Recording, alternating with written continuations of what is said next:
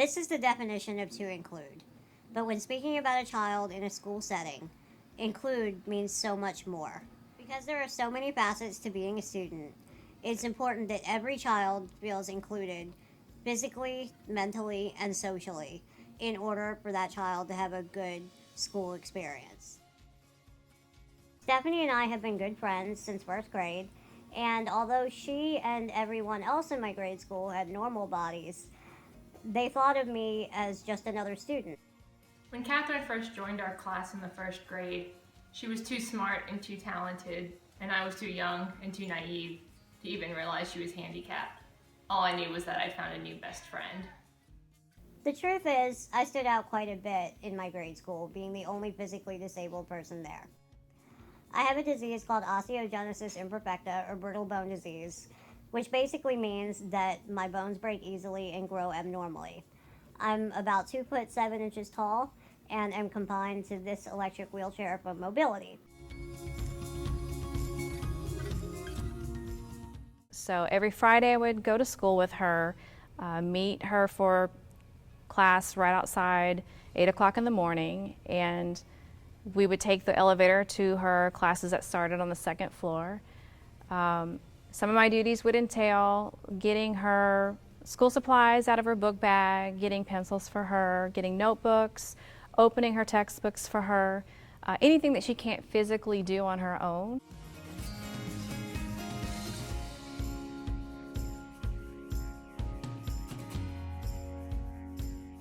I didn't write her homework for her. Katherine did that. She's very independent and can do everything on her own except for those kinds of things, lifting and getting textbooks for her. Growing up, I knew that I had physical limitations, but I never associated myself with the disabled community. My friends were my friends. I associated myself with the people who were around me, not other people in wheelchairs. At 8 years old, in third grade, she was pretty much treated like everybody else. Teachers were really good about incorporating her in any class activities. Other students really enjoyed being around Katherine. I think at that age, especially having the wheelchair was kind of fun for the other kids to see. Of course, there were times where I was left out of cliques or I couldn't do the same things my friends could. But you know, what adolescent girl doesn't feel that way at one point or another? Eventually, I found my own thing, and that was art. Katherine started art at a very early age. I'm also interested in art, so Katherine and I would always do art projects together. And I think art was a way for her to express herself. And she was very lucky that she had an excellent art teacher early on that spent that extra special time with her and taught her, although she has to lay down in order to paint, draw, she can still have the proper perspective, and that's just a challenge she'll have to overcome, and she did. My mother bought me my first watercolor set when I was about 5, and since then my interest in art has always been present. My parents made sure to give me every opportunity to try every medium in art that I possibly wanted to, whether that was acrylic, oil, sculpture, glass blowing, stained glass. I was allowed to try it all. My parents are probably 80% of the reason that I did so well in a mainstream setting. They taught me how to understand what I needed and to get what I needed without being too pushy most of the time.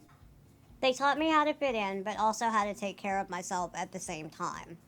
But above all, they taught me never to feel sorry for myself. I think her performance as a student probably was above average. She's very intelligent. She made very high grades. She studied very hard. She tried very hard. And I know she graduated from college with honors. Granted, I did need some accommodations to function in a mainstream setting, the hardest of which was having an aide with me all day long. So because you're with Katherine throughout her school day, there is somewhat of a challenge with giving Katherine her space to still have her friendships without intruding on them. So I had to make sure that she was able to have her recess time or lunchtime with her friends, hang out in between classes, but also be mindful of where she was, making sure no one accidentally bumps into her or there's not a ball thrown at her. I got along with all of her friends and the faculty and the other students, and I think incorporating her in regular school life was just beneficial for everybody. I also needed to write and take notes lying down, so in most cases I was given a larger table in the classroom to lay down on. The only problem with this was that sometimes I'd be put off to the side and then my teachers wouldn't see my hand raised to ask or answer a question. I took notes on my laptop and I was given extra time on tests, especially in high school when essay questions became the big thing. I was allowed to leave class 5 minutes before or after the bell rang in order to avoid the crazy backpacks in the hallways. Those things hurt when they hit you in the head.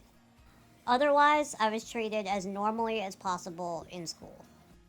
As an adult, I notice people in public who stare at people like me with disabilities, and I'm happy that none of my former classmates are those people. Because they were around me as kids, they don't see disabled people as different or weird. They know how to interact with somebody in a wheelchair. They know how to offer help, but not offend that person at the same time.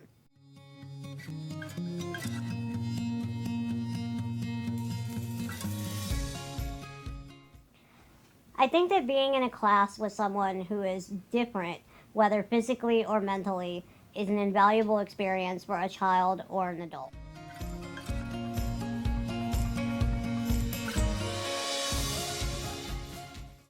I think that it's important for people to look at people who are different and realize that they have a use in society and that they are people too.